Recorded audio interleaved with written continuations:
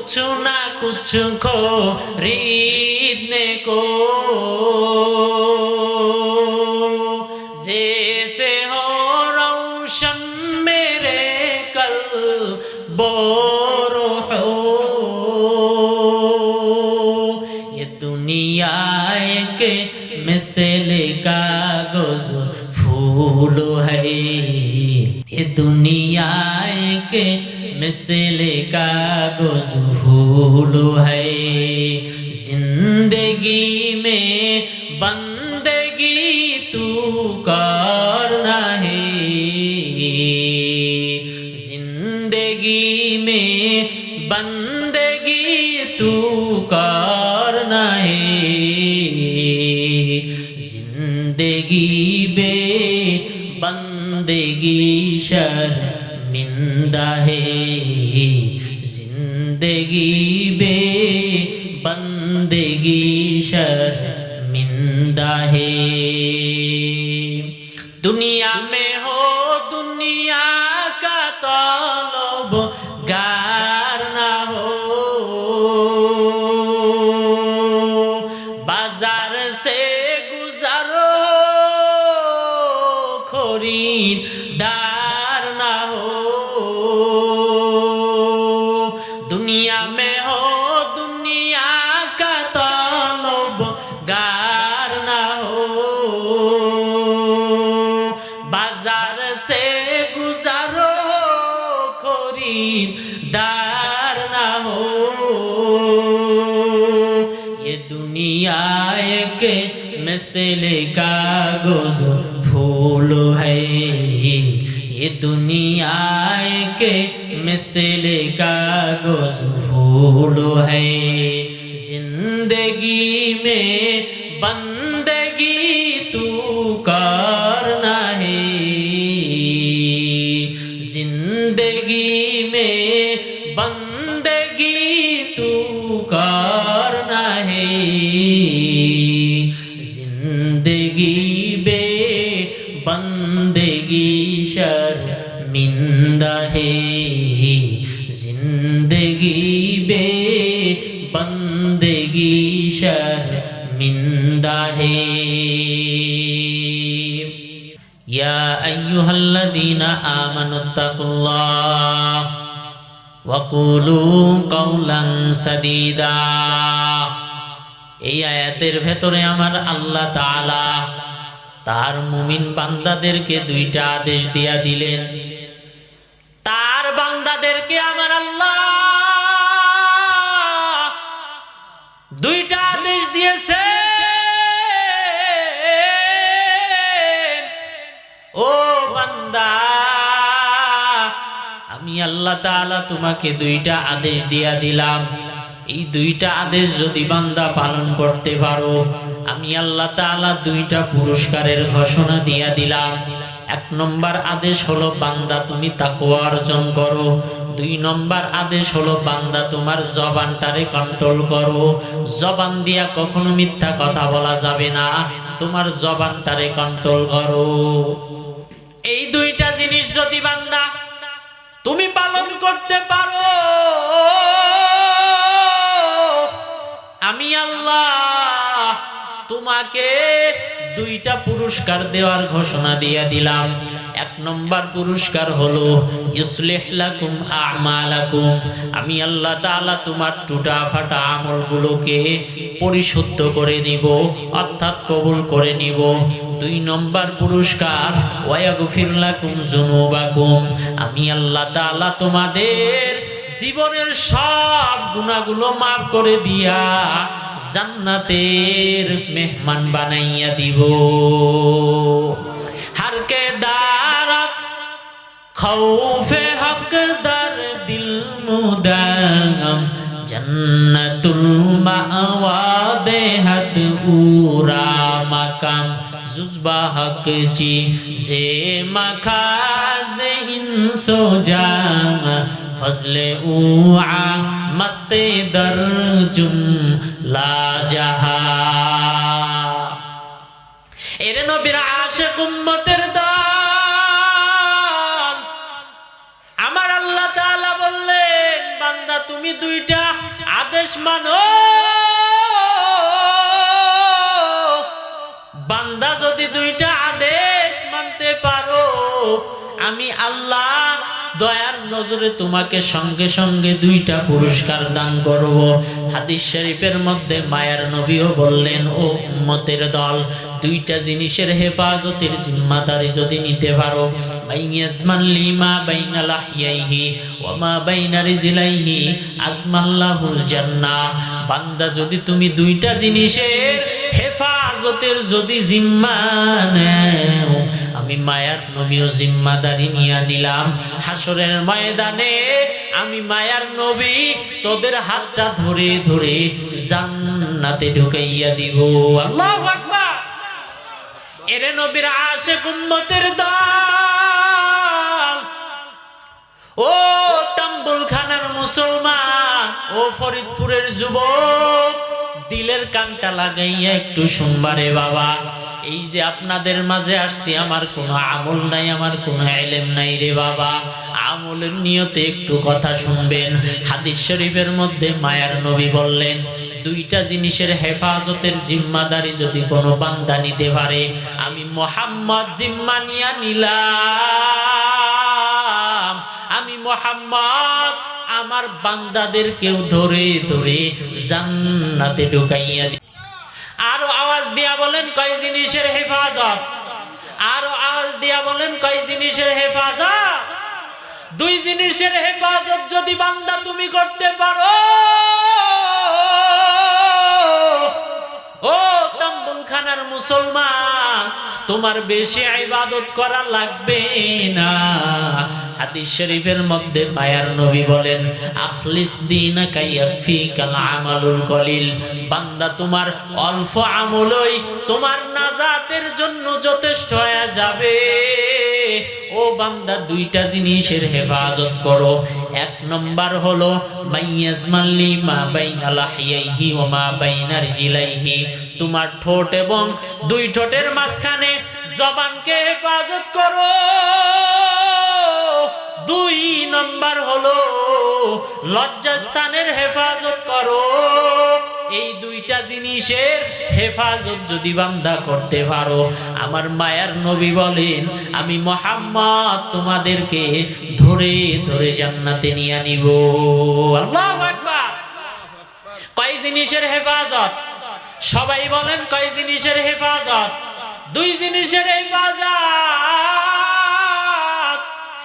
এক নম্বর হলো বান্দা জবানের হেফাজত, দুই নম্বর হলো বান্দা তোমার লজ্জাস্থানের হেফাজত।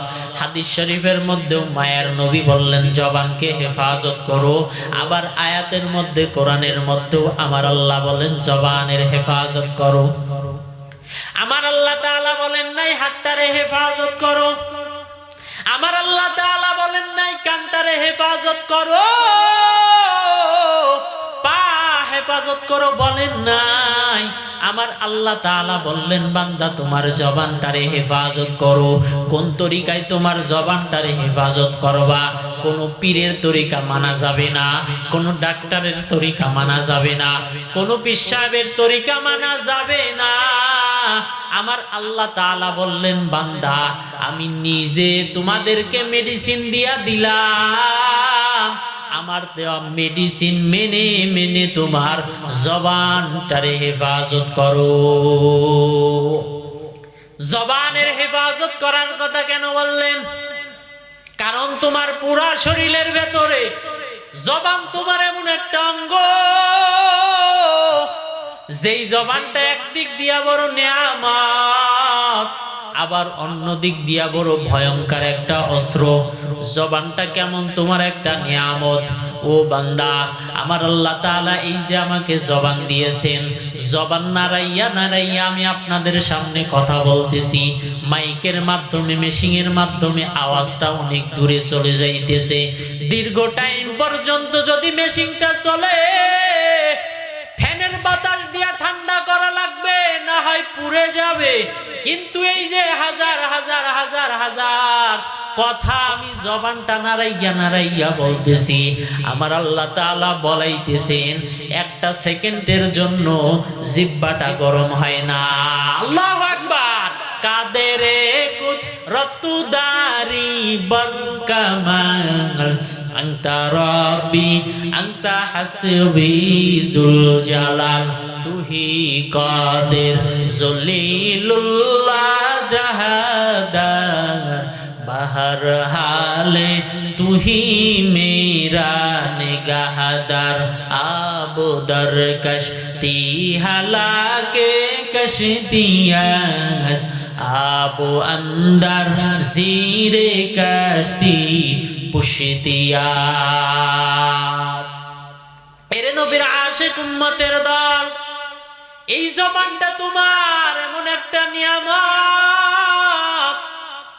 আমি যে মানুষ, অন্যান্য পশু পাখিদের থেকে আমার আলাদা করছে কিসে? বলে আমার হাতে, কয় না না, অন্যান্য পশুদেরও হাত আছে, পা আছে, কান আছে, নাক আছে, পা আছে, আছে না নাই? আরো আওয়াজ দিয়া বলেন, আছে না নাই?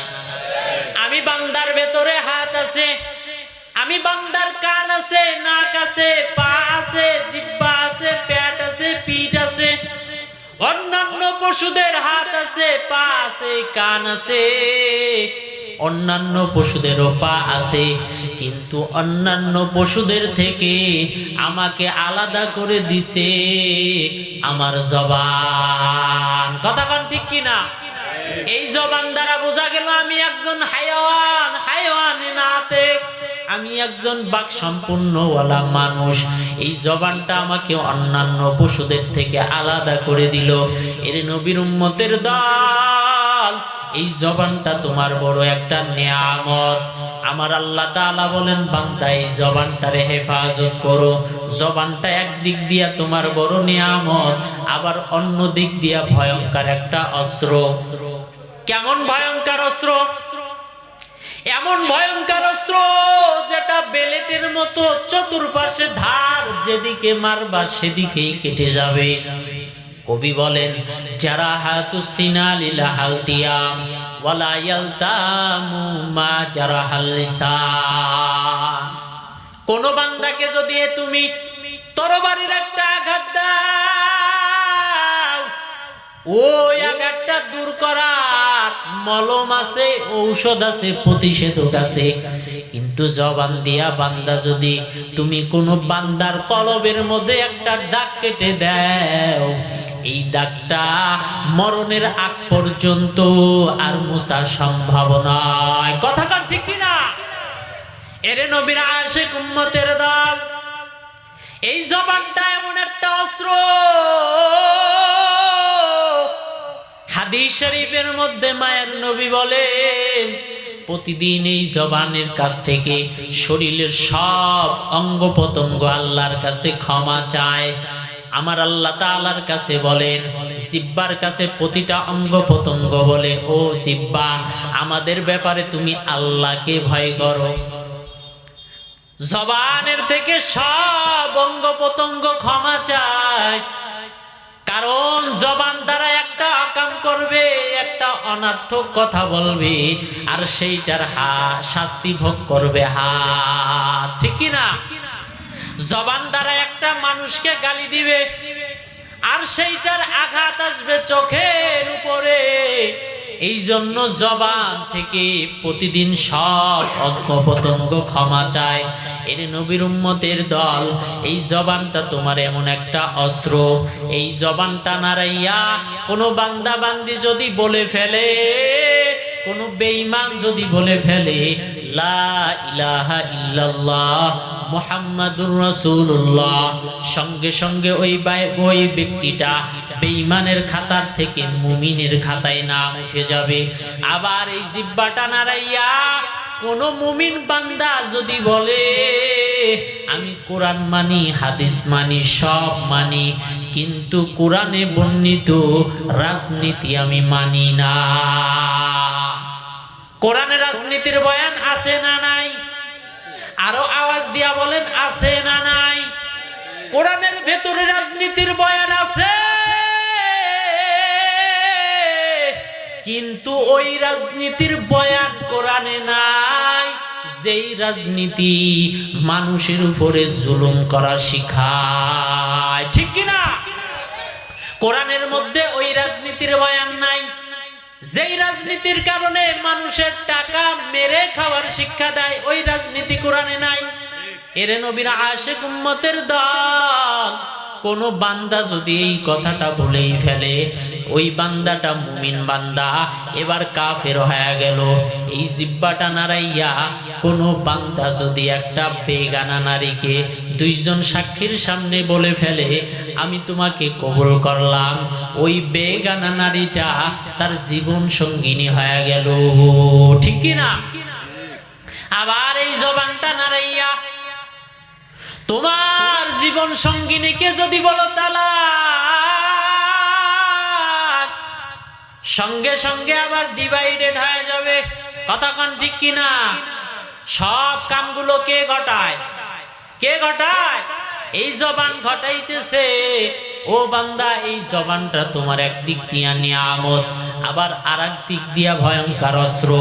একজন বিচারপতি বিচারের আসনে বৈশা ডান দিকে তাকাইয়া যদি বলে খালাস, ফাঁসির আসামি ফুলের মালা গলায় নিয়ে হাসতে হাসতে ঘরে যায়। আবার বাম দিকে তাকাইয়া যদি বলে ওরে ধর, নিরপরাধ মানুষের হাতের মধ্যে হ্যান্ডকাপ লেগে যায়। ঠিক কিনা? जिंदगी में बंदगी तू करना है, जिंदगी में बंदगी तू करना है, जिंदगी बे बंदगी शर्मिंदा है, जिंदगी बे बंदगी शर्मिंदा है। आए थे हम कुछ ना कुछ खरीदने को, जैसे हो रोशन मेरे कल बोर हो,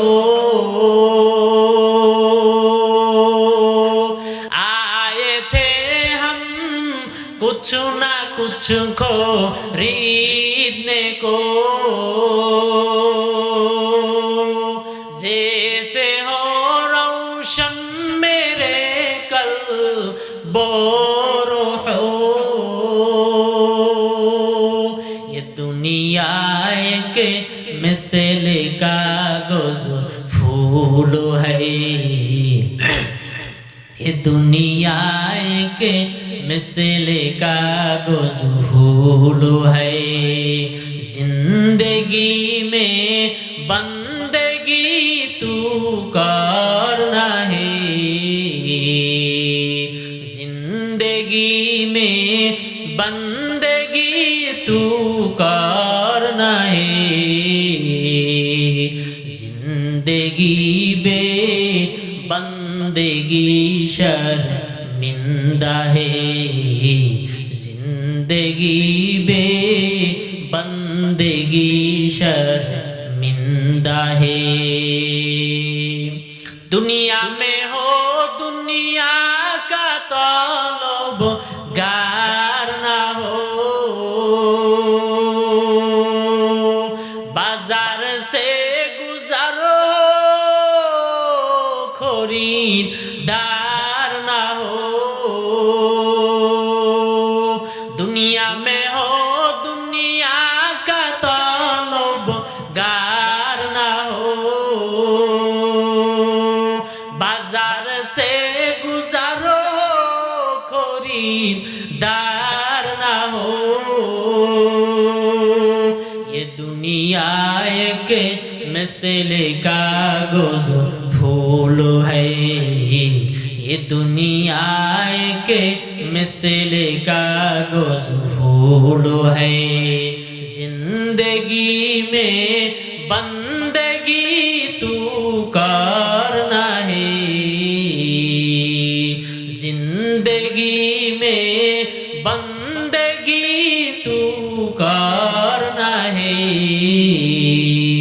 जिंदगी बे बंदगी शर्मिंदा है, जिंदगी बे बंदगी शर्मिंदा है।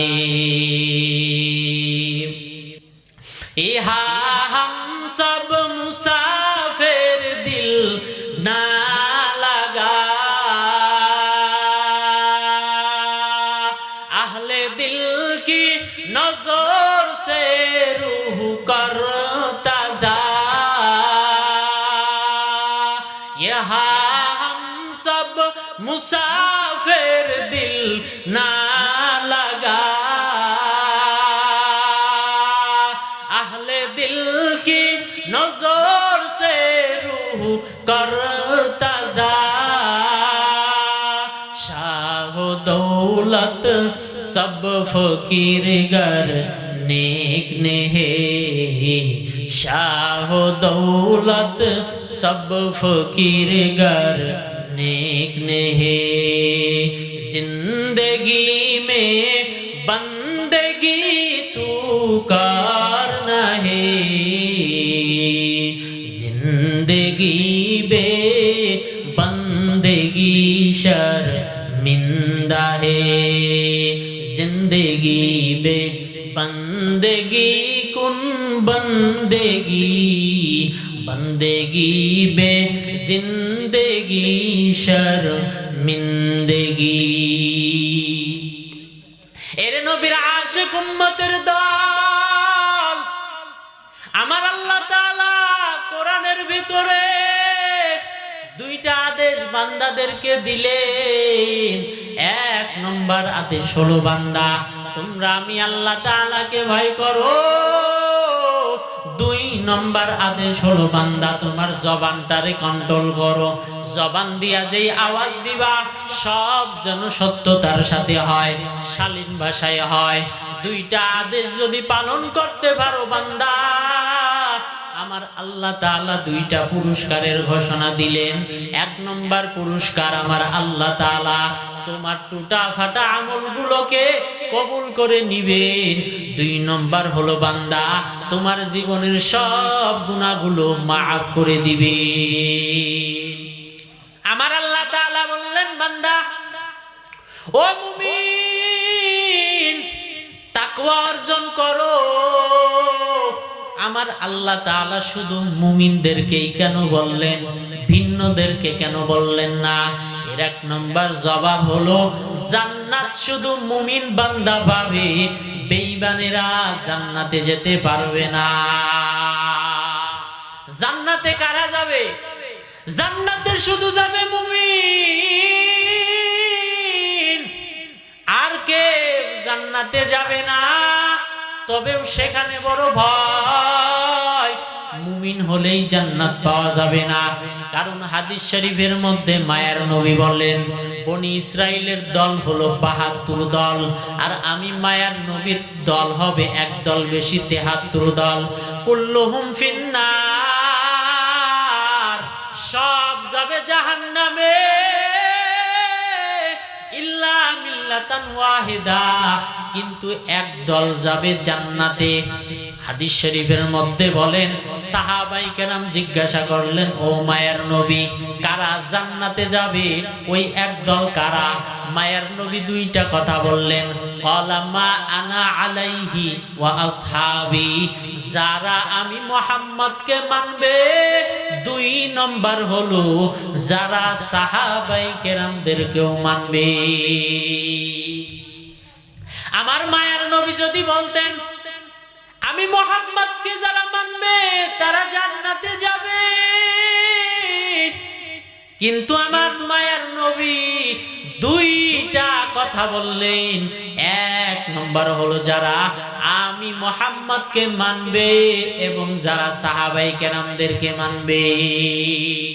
তাহলে ৭২ দল ৭৩ দল মুসলমানের মধ্য থেকে, মুমিন মুসলমানের মধ্য থেকে ৭২ দল যাবে জাহান্নামে, আর এক দল মাত্র যাবে জান্নাতে।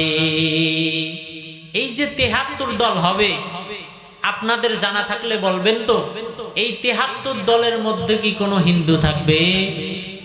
হ্যাঁ থাকবে? আরো আওয়াজ দিয়া বলেন, থাকবে? কোনো খ্রিস্টান থাকবে? থাকবে না। বাকি সব ৭২ দল হবে মুসলমান। এই জন্য অহংকারী করার কোনো সুযোগ নাই।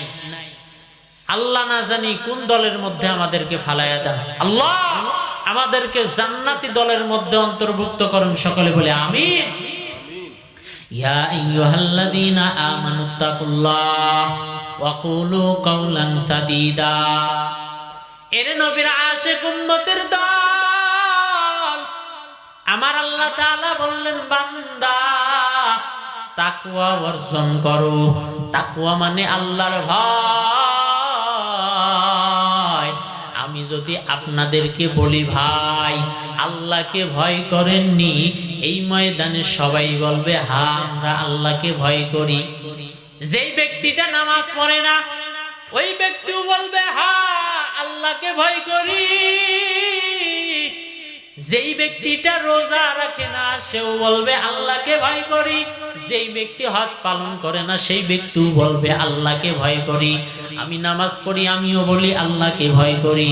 আমি রোজা রাখি আমিও বলি আল্লাহকে ভয় করি। বলেন তো দুই দলের ভেতরে ভয় করার ভেতরে ব্যবধান আছে না নাই? এর নবীর আশিক উম্মতের দল, ভয়ের অর্থই তুমি বুঝো নাই। একজনে সাপকে বড় ভয় পায়, একজনে আগুনকে বড় ভয় পায়। এর মানে কি সে সাপ ধরবে? না না না, সেই ব্যক্তি সাপ ধরবে না। যেই ব্যক্তি সাপকে ভয় পায় ও সাপের থেকে দূরে থাকবে। ঠিক তেমনি ভাবে যেই বান্দা বান্দি আমার আল্লাহকে ভয় করবে ওই বান্দা বান্দি কখনো গুনার মধ্যে লিপ্ত হতে পারে না। কথা কোন ঠিক কি না? এরে নবীর আশিক উম্মতের দল, একজন সন্তান তার মা বাবাকে ভয় করে, একজন ছাত্র উস্তাদকে বড় ভয় পায়, একজন আসামি পুলিশকে বড় ভয় পায়। এর হাকিকত হলো যেই সন্তানটা মা বাবাকে ভয় করে ওই সন্তান কখনো মা বাবার সামনে অন্যায় করবে না। যেই ছাত্রটা উস্তাদকে ভয় করে ওই ছাত্রটা কখনো উস্তাদের সামনে ভয় করবে না।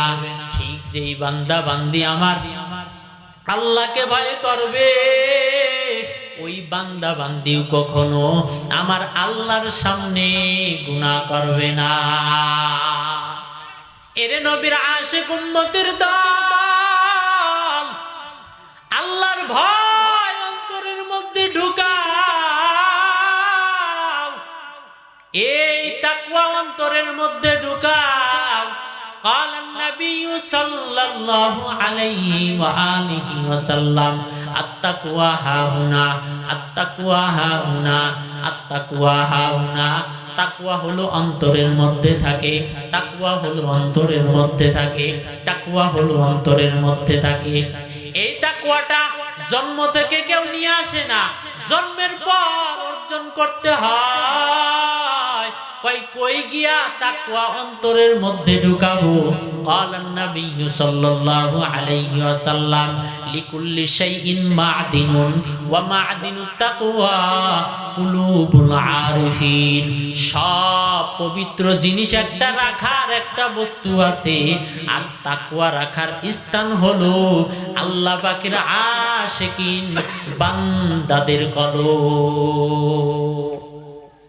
আল্লাহর আশিকিন বান্দাদের মধ্যে গিয়া বসো, তাদের নেক নজরটা লাগাও।